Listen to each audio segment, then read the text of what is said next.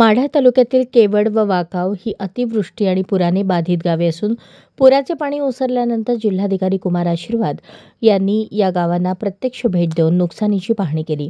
या गावांना जोडणारे रस्ते चिखलमय झाले असून त्या ठिकाणी नियमित वाहने जाऊ शकत नसल्याने त्यांनी ट्रॅक्टरमधून गावांमध्ये तसेच शेतकऱ्यांच्या बांधापर्यंत जाऊन पिकांच्या झालेल्या नुकसानीची माहिती घेतली आणि ग्रामस्थांशी संवाद साधून धीर दिला। शेतकऱ्यांच्या बांधावर जाऊन त्यांनी शेती पिकांचे झालेले नुकसान प्रत्यक्ष पाहिले। तसेच पुराच्या पाण्याने अनेक शेतकऱ्यांच्या शेतातून नद्यांचे नवीन प्रवाह तयार झाल्याची प्रत्यक्ष परिस्थिती दिसून आली। अनेक शेतकऱ्यांचे पिकासह माती खरडून गेल्याचे दिसून आले। सर्व शेतकऱ्यांचे दुःख पाहून त्यांनी धीर दिला।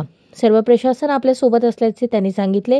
यावेळी त्यांनी घरांचे नुकसान, जनावरांचे नुकसान याची देखील माहिती घेतली। नागरिकांनी प्रशासनाकडून तांदूळ, गहू, जेवण तसेच जनावरांना चारा आणि पिण्याचे पाणी आवश्यक मदत मिळत असल्याचे समाधान व्यक्त केले। जिल्हाधिकारी कुमार आशीर्वाद यांनी सांगितले, शेती पिकाच्या नुकसानीबाबत पंचनाम्यांची कार्यवाही लवकरच पूर्ण करून त्याचा अहवाल शासनास सादर करण्यात येणार आहे।